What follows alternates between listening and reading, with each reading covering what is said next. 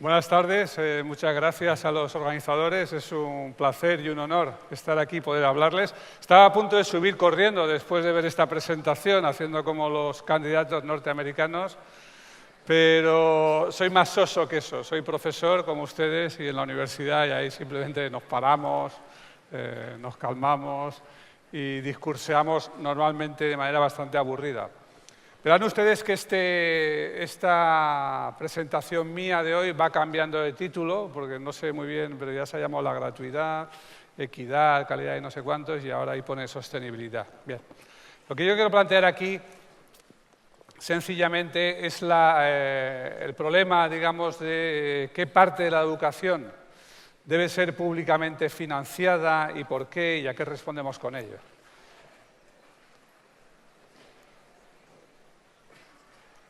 Ok, bien, vale, ya veo que funciona. En nuestra sociedad se ha instalado la idea, yo vivo en la universidad, más dentro de la universidad, aunque trabaje más sobre lo que está fuera de la universidad, la primaria y la secundaria. Debo advertir que esto no corre, ¿eh?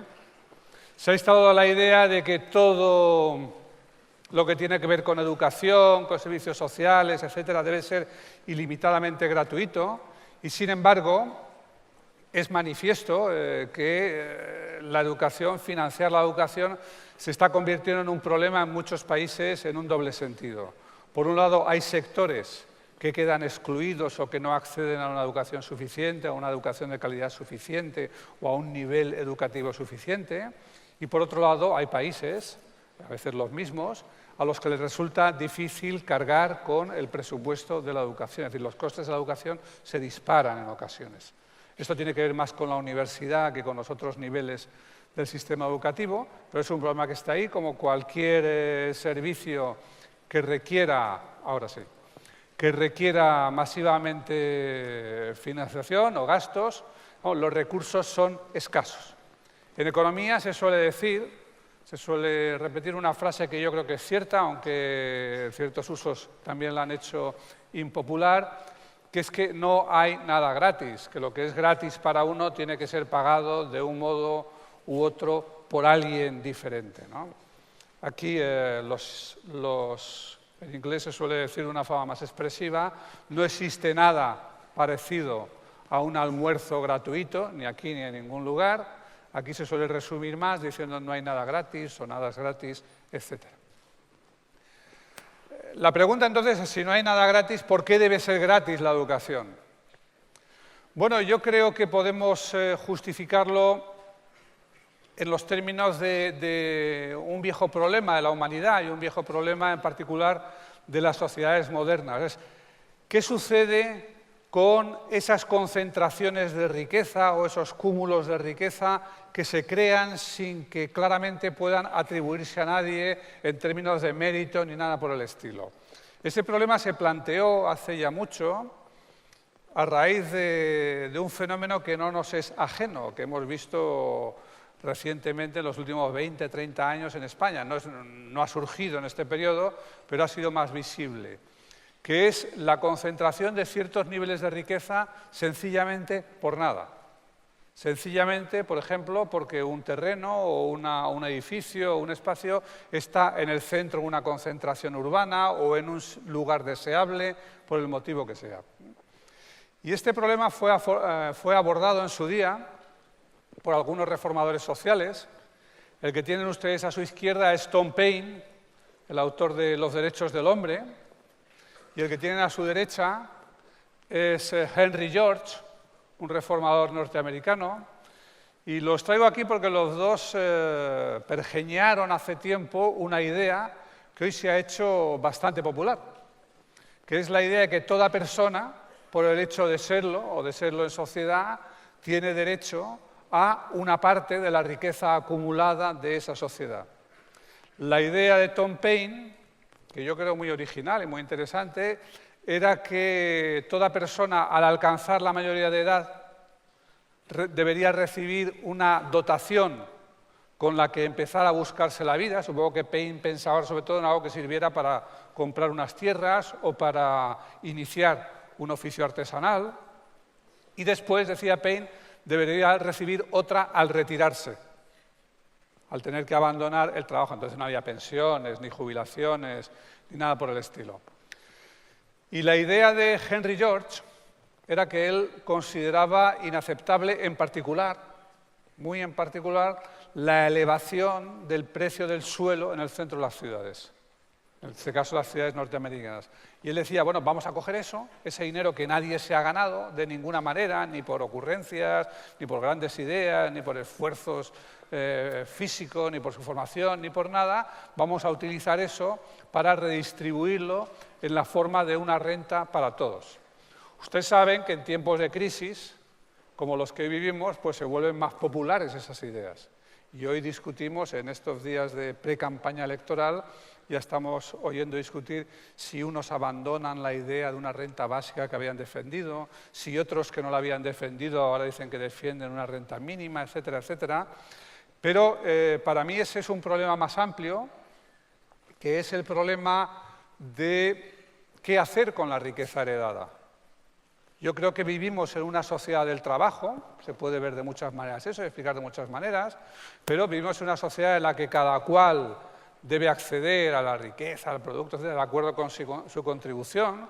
Podemos considerar, digamos, extremos extraordinarios, como aquellas personas que no pueden valerse enteramente por sí mismas, o no de la misma forma o en el mismo grado que los demás, o por el contrario, podemos también considerar el otro extremo extraordinario, que son aquellas personas que nos dan algo especial y estamos dispuestos a premiarlos de un modo u otro. Estoy hablando de la excelencia por un lado y de la solidaridad por otro, pero todavía hay un problema no resuelto, que es qué hacemos con lo que hemos recibido de las generaciones anteriores. ¿Qué hacemos con lo que no es resultado del trabajo de nadie, ¿no? Y esto es lo que estos pensadores y reformadores, Paine, George y otros, consideraban como el problema de la dotación inicial. Es un viejo problema de la teoría política, del liberalismo político, que tratamos gente como Locke y que todavía hoy sigue siendo un problema no resuelto de la filosofía moral, económica, política, etc. ¿A qué tiene uno derecho por el hecho de haber nacido? ¿A qué tiene uno derecho por el simple hecho de ser persona? No estoy hablando de derechos negativos, no estoy hablando de derecho a que no te prohíban o a que no te impidan. Estoy hablando de derechos positivos, derechos a recibir o a tener algo. Y yo creo que ese algo, con toda una historia detrás y con toda una sociedad alrededor, es el derecho a una dotación inicial. Es decir, el derecho a poder comenzar la vida no desde cero. Para algunos, eso se traduce en alternativas como la renta básica, ciudadana, etc. Algunos países muy ricos, como reciben parte de su riqueza de la renta, sobre todo si tienen petróleo, pues la convierten directamente. No es extraño que eso exista, de hecho, en países que no son radicales políticamente, pero que tienen esas rentas, como Noruega o como el estado de Alaska en los Estados Unidos, etc. Pero yo creo que en el común de los países desarrollados y medio desarrollados, la respuesta es que eso es la educación. La educación es la dotación inicial que damos a toda persona, que garantizamos o queremos garantizar, que debemos garantizar a toda persona por el hecho de haber nacido o por el hecho de venir a esta sociedad aunque no haya nacido en ella. La educación es parte de los derechos sociales, pero es distinta del resto de los derechos sociales. Derechos sociales son la sanidad, el desempleo, la asistencia social, las pensiones, pero tiene otra naturaleza diferente. Las pensiones llegan cuando uno ya ha trabajado y ha contribuido durante mucho tiempo. La sanidad llega cuando uno tiene la mala suerte de necesitarla. La asistencia social lo mismo, en términos sociales. El desempleo es más bien un seguro que una dotación o una contribución de cualquier tipo, pero la educación es lo que damos y debemos dar a todos los que no han hecho nada, porque no pueden hacerlo, no pueden haberlo hecho. Son niños o son adolescentes y ya les llegará el momento de hacerlo. Por consiguiente, no hay duda, yo creo, de que una parte de la educación debe ser gratuita. La cuestión es qué parte. ¿Qué parte de la educación? ¿Cuánta y cómo? Una parte fácil de la respuesta es la educación básica, entendiendo por básica la que es obligatoria y común, tenga el nombre que tenga en un sistema educativo u otro. Debe ser gratuita no solo porque es básica, es decir, la llamamos básica porque la consideramos imprescindible, con el término que sé, por eso la hacemos obligatoria, por eso queremos que sea común, es lo que aquí son primaria y secundaria. Sería una contradicción convertir algo en obligatorio y al mismo tiempo en oneroso. Sería una forma de exacción violenta de recursos, no tendría sentido. No hay desacuerdo en eso, no creo que haya nadie que esté en desacuerdo en eso. La cuestión es qué pasa cuando salimos de la educación básica y obligatoria. ¿Qué pasa cuando salimos por arriba y qué pasa cuando salimos por abajo? En el panorama español eso significa qué pasa con la educación infantil y qué pasa con la educación secundaria post-obligatoria. En términos administrativos quiere decir el bachillerato o los ciclos formativos de grado medio, básicamente. Más allá de eso, ya es educación de un modo u otro superior. Bueno, aquí no tenemos el argumento de que es obligatoria y no tenemos difícil el argumento de que sea parte de un derecho, bueno, no sé, pero en términos pragmáticos, el problema resulta ser menor que el que parece. Porque si miramos la educación infantil, hoy está extendida, no me recuerdo el porcentaje, pero es en torno al 97% aproximadamente de la población de 3 a 6 años, y si miramos a la educación secundaria superior, pues bueno, no está tan extendida, por desgracia, porque aquí hay una tasa elevada de abandono escolar, que es otro problema del que no toca hablar hoy. Bueno, toca hablar hoy, no toca hablar, pero toca recordarlo en el sentido de que es una lacra, no es una casualidad, ni es algo que simplemente pasa. Es algo con lo que queremos acabar y somos uno de los países que, como parte de la Unión Europea, ha asumido el objetivo del 85% de escolarización, de éxito, no de escolarización, de éxito en ese nivel educativo. Es el objetivo de la UE, de la Unión, que toda la población, que el 85% del conjunto de la población obtenga una titulación secundaria superior al menos. Al menos. Téngase en cuenta ahora lo siguiente. Si queremos que el 85% titule,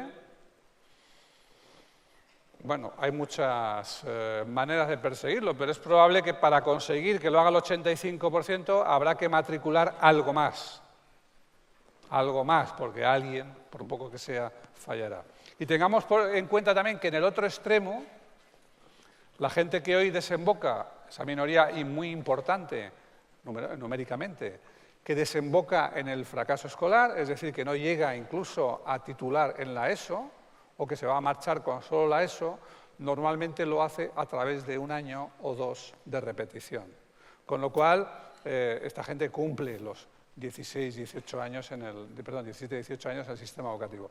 Quiero con esto decir que generalizar la gratuidad a la secundaria superior, o formulado de otro modo, aunque no es exactamente lo mismo, al tramo a la edad de 16 a 18 años, es decir, 2 años más, en términos económicos es poco relevante.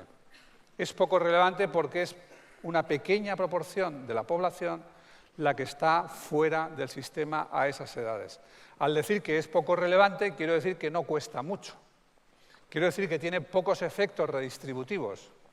Quiero decir que aunque sea muy importante y muy significativo para los sectores sociales, digamos que lo tienen peor, o a los que les va peor, en el sistema educativo, no obstante, no representa mucho para los otros. No es un esfuerzo económico importante para el país en ningún sentido, ¿no? Por consiguiente, creo que se puede y se debe asumir que ese tramo de la escolaridad o de edad, el tramo 16-18 o la secundaria superior, o una de las dos cosas en cualquier caso, es decir, secundaria superior para quien la siga y hasta los 18 para quien no acceda, incluido también para quien no acceda a la secundaria superior, debería ser un tramo gratuito. El tercer nivel, o doble tercer nivel que queda es lo que está todavía antes y después que eso. ¿Qué hacer con la educación infantil de 0 a 3 años y qué hacer con la educación superior? Aquí creo que hablamos ya de dos extremos muy distintos. En el caso de la educación infantil, en el caso de la educación de 0 a 3 años, yo no abogaría hoy porque fuera universalmente gratuita, no me parece que deba ser o pueda ser un objetivo inmediato en la agenda. Sí me parece, sin embargo, que una buena parte de la población que no accede es justamente la que debería tenerla de forma gratuita. Es decir, creo que hay un sector de población, difícil de determinar, localizar, identificar, etcétera, pero hay grupos de población para los cuales es esencial conseguir otra educación a esas edades. ¿Quiénes son? Pues no sé cómo decirlo, pero digamos que aquellos que no eligieron bien la familia al nacer. Es decir, aquellos que están en contextos de privación social y cultural y para ellos es un problema no acceder a algo que podría darles la educación, pero que no va a dárselo si depende de que se lo consiga su familia. Y por consiguiente, actuar sobre estos sectores requiere justamente, si no la gratuidad universal, sí programas de ayudas, de compensatoria, programas especialmente focalizados y dirigidos hacia esos grupos. Es decir, que incluso si no hay una política de gratuidad universal en ese tramo, eso no nos exime de localizar aquellos sectores para los cuales ese tipo de educación es la única salvación posible. No quiero dramatizar, porque no, la salvación tiene todo el mundo en un sentido u otro, todo el mundo tiene la posibilidad, pero sí quiero insistir en que son aquellos que están en medios sociales y culturales más desfavorecidos, aquellos que necesitan más de la escuela y aquellos que menos pueden pagársela y aquellos para los que, por consiguiente, es más importante que se enfoquen bien los recursos públicos. La universidad es una cosa bien distinta. La universidad, aunque en España ha habido una ampliación y una importante, me parece que se queda fuera la parte, el último renglón de la presentación, pero no importa. Es que me he pasado a Google Slides y es más panorámico, más tipo todo dado. No pasa nada. Ahí estaba la universidad, al lado de eso. El problema con la universidad es el siguiente. Hoy accede a la universidad el 40% de la población en edad. 40% de la población en edad de plantearse acceder. El 40% es mucha gente, pero sigue siendo una minoría. Lo cual quiere decir, guste o disguste, guste o no, que si la universidad es gratuita, el conjunto de la población está pagando la enseñanza de unos pocos, aunque esos pocos sean ya el 40%. No es lo mismo que si fueran el 30, o el 20, o el 10, o el 5. Este problema ni se planteaba entonces. Esa es una cara del problema. Porque la universidad no es ya la educación básica sin la cual se está por debajo de mínimos o bajo mínimos en el mercado de trabajo, sino la universidad es un instrumento para entrar por la puerta grande al mercado de trabajo. Ya sabemos que no es lo que era, ya sabemos que hay subempleo, ya sabemos que hay sobrecualificación, ya sabemos que las entradas pueden ser largas, ya sabemos que los títulos no valen lo mismo según quien los saque y quien los tenga y qué redes sociales tenga y qué relaciones, etc. Todo esto lo sabemos, no hay tiempo de tratarlo aquí. Pero no obstante, a pesar de eso y con todo eso, el título universitario es una llave para entrar por la puerta grande. Es una llave para mejores empleos, es una llave para empleos mejor pagados, es una llave para más oportunidades de promoción y no solo es una llave, sino que es una llave más importante cada día. La diferencia que separa hoy a los jóvenes con una titulación superior de los que no la tienen es abismalmente mayor que la que había hace 20, 30 o 40 años. Y además podemos comparar situaciones de desempleo juvenil muy similares y ahí se ve mejor. Simplificando diría que la diferencia, por ejemplo, en oportunidades de empleo o de paro, o probabilidades de empleo o de paro para jóvenes de hasta 30 años, según la titulación, ha pasado de ser de un dígito a ser del 30 a 40% aproximadamente. Se ha multiplicado por 3 o por 4. La educación cuenta mucho más. Por lo tanto, cuando damos cierta educación a algunos que no damos a otros, estamos favoreciendo eso. O estamos financiando la contribución de la educación a eso. O estamos financiando el aspecto educativo o escolar de esa diferencia social. Claro, el problema tiene una tercera parte. Si llegara ahí, si terminase ahí, sería muy sencillo. Sería que cada cual se pague su universidad o que se endeude y lo devuelva mañana. Mucha gente dice, no, es que esto se devuelve con los impuestos. No, no se devuelve con los impuestos. Con los impuestos lo devuelve también el tendero, que gana lo mismo que el universitario, pero porque está 12 o 14 horas en su tienda, es decir, no le ha pagado nadie nada. Pero el problema, claro, el problema es que sabemos también quién llega a la universidad. La respuesta rápida suele ser que llegan los ricos, pero no es la respuesta. La respuesta, la ventaja que tienen los ricos ante la universidad es que no dependen de su rendimiento académico, es así. Pueden hacerlo bien, mal, a medias, siempre su dinero probablemente les solucionará casi todos los problemas. Pero ¿y qué pasa con los no ricos? ¿Llegan todos por igual y necesitan ayudas por igual? Y la respuesta es no. La respuesta es no. A la universidad no llegan por igual las clases medias, etc. Llegan cierto tipo de clases medias. ¿Quiénes? Nosotros. La universidad es nuestro mecanismo de reproducción. La universidad no es el jardín de los ricos, es el jardín de los listos, por así decirlo, con comillas o sin ellas. La universidad es el lugar o es el mecanismo a través del cual logra o mantiene privilegios la clase profesional directiva, sobre todo, que va casi al 100%. Y detrás de ella lo que solemos llamar las clases medias funcionales. Funcionarios, técnicos medios, etc. Y luego ya bastante detrás de estos, generalmente con esas clases medias suelen aparecer los ricos ricos, como decía la abuela de Botín, los ricos ricos son más ricos que los ricos, a secas. Y tras ellos ya, por ejemplo, la pequeña burguesía en sentido tradicional, es decir, los propietarios de pequeñas cantidades de tierras, de tiendas, de talleres, etcétera, ganan bastante más dinero normalmente que los maestros, profesores de secundaria, etcétera, pero sus hijos van mucho menos a la universidad. Esas posiciones de clase se reproducen por otra vía. Por lo siguiente, el acceso a los estudios superiores es hoy un mecanismo de reproducción.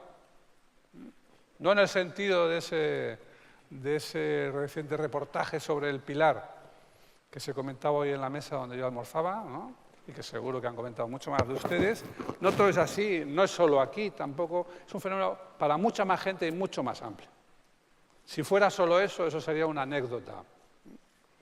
Pero cuando toda una institución funciona como mecanismo de reproducción de un muy amplio grupo social, pero un grupo social minoritario, no es una anécdota, es una característica de la estructura social. Por lo tanto, aquí nada claro que eso deba ser gratuito, y lo digo e insisto en ello porque, sin embargo, ese sector tiene más voz que cualquier otro.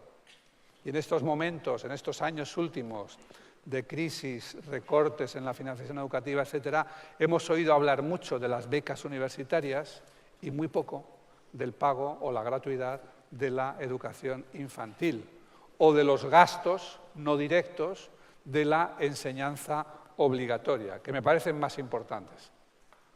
El problema de la universidad es no cerrar el acceso, y eso puede hacerse con una cierta política de becas para los alumnos más brillantes o con una política de préstamos para todo el que quiera correr el riesgo, todo lo matizada que se desee, pero para mí el problema sigue estando en la enseñanza común, o sigue estando básicamente en ella. Y cuando volvemos a ella, tenemos que considerar distintos tipos de costes. Unos costes patentes, los que todos tenemos en la cabeza, pues son evidentemente lo que se paga por estudiar. Hoy lo que tenemos es básicamente gratuidad en la enseñanza obligatoria y básicamente copago en los tramos inmediatamente anterior e inmediatamente posterior. Pero esos no son los únicos costes de la educación. Hay otros dos tipos de costes, por lo menos. Unos son los costes que podemos llamar auxiliares, laterales, complementarios, como ustedes quieran, libros, recursos escolares, comedores en muchos casos, transportes, otros materiales, los que sean. Otros gastos que las familias tienen que hacer, que son de cierta entidad. Para las familias acomodadas es una entidad menor, pero para las familias que viven en el límite es una entidad bastante respetable. Por eso todos los años vemos la discusión sobre cuánto se gasta en libros de texto, o libros y en materiales, o en el BABI, o el material deportivo, o lo que sea. Yo creo que una política igualitaria, de igualdad y de equidad en materia de educación debería pura y simplemente asumir esos costes. Están parcialmente asumidos en numerosos contextos, mediante ayudas, por diversas fórmulas, pero sería bastante más sencillo asumirlos sin más. Tendría cierto impacto redistributivo, pero no un gran coste, porque de hecho las administraciones ya están gastando en esto. Y a veces los sistemas universales, que no se basan en el examen de medios y recursos de las personas, en si pueden, no pueden, etcétera, pues tiene la ventaja de que no gastan nada en la administración. Si todo el mundo puede coger sus libros de texto, no necesitamos funcionarios que anden investigando si la gente tiene o no tiene dinero para comprarlos, o si la vía es esta o aquella, etcétera, etcétera. Pongo los libros de texto porque es el ejemplo más fácil, pero luego volveremos sobre ellos, ¿no? El otro tipo de costes son los costes de oportunidad. Los costes de oportunidad son aquello que uno deja de percibir o que uno gasta por tomar una decisión u otra. No son costes directos, son indirectos. Por ejemplo, uno estudia y si se pone a estudiar, pues está estudiando en lugar de trabajar. Y por lo tanto está dejando de percibir un salario, ¿no? Esos costes de oportunidad son muy importantes cuando llegamos al término de la educación obligatoria. A los 16 años, etcétera, muchas familias no pueden prescindir de esos ingresos. Por consiguiente, las administraciones deben ser capaces de localizar dónde son especialmente onerosos esos costes de oportunidad, que son los grupos sociales menos favorecidos, ¿no? En la infantil sucede paradójicamente al revés. No es la escolarización, sino la no escolarización la que produce costes de oportunidad, puesto que impide a las personas y en particular a las mujeres trabajar, ¿no? ¿Cómo abordar todo eso? Bueno, ustedes ya saben el sistema educativo que tenemos. Tenemos un sistema 2/3 público, 1/3 privado, pero mezclado ese problema con más cosas. En estos días vuelve el debate. Vuelve el debate sobre si gratuidad o no, obligatoriedad o no a los 16-18, sobre si conciertos o no, sobre si la obligatoriedad conlleva eso o no lo conlleva, sobre si la religión debe estar o no estar. Yo soy del bando laico, pero no he venido a hablar de eso, pero creo que ustedes, como el otro bando, o como se quiere llamar, tendrán que considerar la negociación. A ver si se puede cambiar un poquito de financiación por un poquito de secularización. Porque hay una parte del problema que es económica, pero hay otra parte que no lo es, que no tiene nada que ver con eso. Yo creo que tenemos el sistema que tenemos y no se me oculta que frente a lo que en economía se suele hablar de los fallos del mercado como una justificación de por qué interviene el Estado en muchos ámbitos, pero también hay el otro lado, que es los fallos del Estado como justificación de por qué hay que abrir al mercado en otros, ¿no? Y yo creo que uno de los ámbitos donde hemos visto, a mi juicio, los fallos del Estado es la educación. Si yo tuviera que diseñar la educación en una isla de nueva creación con una población recién llegada, yo diría escuelas públicas por todas partes. Vamos a poner una escuela pública en cada barrio, en cada esquina, etcétera, para que funcione. No se me oculta que no funciona todo lo bien que desearíamos y que en países con una fuerte tradición de escuela pública, por ejemplo en los Estados Unidos, donde a pesar de que es un país liberal, digamos, había la escuela común, pública estaba por todas partes, no se me oculta que ahí se está viendo como solución las charter, cuya mejor traducción sería la concertada de aquí. Aunque también ustedes saben que allí la separación Iglesia-Estado es bastante estricta y por lo tanto las condiciones para ser una escuela concertada son otras. Pero si yo hubiera de resumir, yo diría que en lo que tenemos necesitamos algo más de control del Estado sobre la parte de la escuela que está en el mercado, es decir, sobre la privada y concertada. Cuando digo control no me refiero a que digan qué enseñar y cosas de estas, pero sí, por ejemplo, cómo reclutar, quién entra, cómo es la financiación, cómo se asumen los gastos, cómo es la participación, etcétera. Y en sentido contrario, más mecanismos de mercado dentro de lo que es hoy, simplificando, la esfera del Estado, es decir, dentro de la escuela pública, donde el problema para mí es que no hay rendición de cuentas, no hay transparencia, no hay incentivos, a veces da igual hacer las cosas bien que hacerlas mal o incluso hacerlas que no hacerlas, ¿no? Dicho esto, creo que debemos romper la dinámica de hablar simplemente de gratuidad y pensar que tiene que haber más recursos.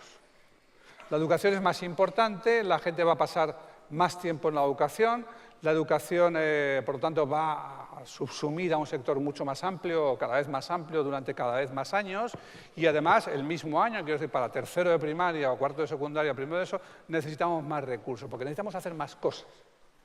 Y entonces aquí, la pena es que vivimos dentro de lo que más que una enfermedad es un síndrome, ¿no? En economía se llama el efecto Baumol o la enfermedad de los costes de Baumol, a un razonamiento que es muy sencillo. Baumol vino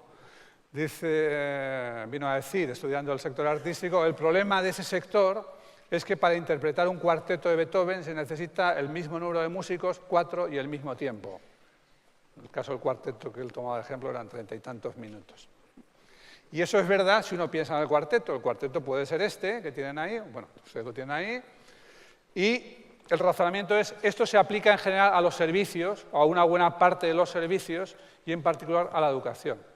Para hacer primaria siguen siendo 6 años. En un aula no caben más de 40 alumnos, o bueno, hubo un tiempo que cabían, ¿no? Pero 40, o van a ser 30, o a ver si pueden ser 20, ¿no? Pero yo creo que este razonamiento es falso, incluso es falso para la música. Por ejemplo, un músico en la época de Beethoven la población vivía 38 años, la esperanza de vida era 38 años, hoy es 81. Si uno no es Mozart y está en condiciones de empezar a interpretar música a los 20, quiere decir que su vida útil como músico se ha multiplicado por 3.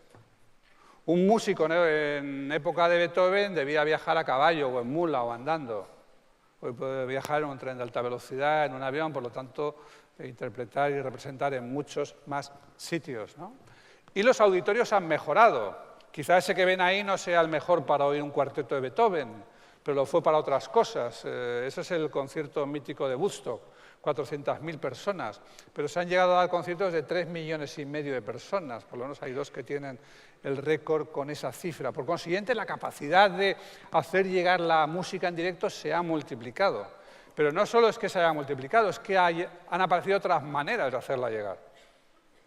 Han apareciendo sucesivos mecanismos, dispositivos, medios de comunicación que hacen que yo creo que hoy es posible que un adolescente escuche más música en una semana que un aristócrata alemán en la época de Beethoven en toda su vida. Entonces la pregunta es ¿por qué no esto en la educación? ¿Por qué no esto en la educación? Y la respuesta, voy terminando, la respuesta es que gozamos de ciertas ventajas que no confesamos, o que no nos gusta incluso confesar. Una es que tenemos una función de custodia, una función oculta. Si la cosa dependiera simplemente de qué otros mecanismos podrían transmitir la información e incluso enseñar o incluso educar, bueno, siempre ha habido estas profecías de que la radio iba a sustituir a la educación, el vídeo iba a sustituir a la escuela, la televisión iba a sustituir a la escuela, Internet iba a sustituir a la escuela, y nadie sustituye a la escuela porque nadie puede custodiar a los niños todavía. Están en ello los japoneses haciendo robots, pero de momento robots para los ancianos, que son más tranquilos, formalitos, etc. ¿no? Segunda razón es que tenemos un público cautivo. No pueden irse, es enseñanza obligatoria, es un derecho, pero al mismo tiempo es una obligación. Incluso más allá del derecho, es difícil marcharse sin ciertos títulos, por ejemplo, secundaria superior, y se quedan, aunque sea de mala gana. La tercera es que tenemos una profesión bastante conservadora. Así que le gusta, no es muy dada a las experimentaciones. Hay de todo en el gremio, como lo hay en todas las familias, pero no somos de los más innovadores. Sin embargo, la vía de seguir con los recursos simplemente aumentándolos es inviable. Es inviable porque podríamos expresarlo como esa tijera que ven ustedes ahí, pues no es más que son 2 curvas, una de costes crecientes y otra de rendimientos decrecientes. Simplificando, yo diría que el profesorado somos un colectivo o un flujo de rendimientos decrecientes. Los primeros que entran, primeros no quiere decir cronológicamente, primeros quiere decir don Gregorio, el profesor de la lengua a las mariposas. Esos que querían ser profesores en cualesquiera circunstancias, esos son capaces de educar a cualquier alumno. pero los 10.000 siguientes no tanto, los 10.000 siguientes un poco menos, los 100.000 siguientes un poco menos, etc. Los rendimientos son decrecientes, ¿no? En cambio, con los costes de los alumnos sucede al revés. Los primeros alumnos, o sea, los que irían si solo hubiera lugar para un 1%, son los que aprenderían con y sin profesor, y en su casa y de cualquier manera. Pero cuando queremos meter a más alumnos y mantenernos más tiempos, los costes son crecientes. Es como cultivar tierras cada vez más yermas, o cada vez más difíciles, o cada vez más pedregosas. O es como viajar más lejos, subir más alto una montaña. Por lo tanto, rendimientos decrecientes y costes crecientes es la vía segura hacia el desastre. Y ahí es donde nosotros creo que tenemos que pensar también la gratuidad o no gratuidad, la economía de la educación, en términos de qué hacemos, de cómo lo hacemos. Y ahí es donde tenemos que aprovechar las nuevas oportunidades. No simplemente pedir que vengan más recursos, sean en forma de financiación directa en la pública, o de conciertos en la concertada, o de pago de los padres en la privada, sino aprovechar las nuevas posibilidades. Igual que ha sucedido en el mundo de la música. No igual, porque no es la música, no se trata simplemente de transmitir un sonido. Ya sé que no puede ser igual, pero me cuesta aceptar que tenga que ser enteramente distinto. Tenemos la oportunidad y tenemos la obligación de aprovechar este acceso masivo, esta riqueza de información y esta posibilidad de interactividad que nos dan las redes y las tecnologías, esas posibilidades de aprendizaje colaborativo entre pares, entre iguales, no pasando solamente por el profesor, que no habíamos tenido nunca antes, ese enorme cúmulo de conocimiento que antes estaba solo en la escuela y ahora está distribuido en el conjunto de la comunidad. Debemos aprender a cooperar con todo eso y debemos aprovechar en suma, ese entorno nuevo que nos ofrece posibilidades antes insospechadas. Nada más y muchas gracias por su atención.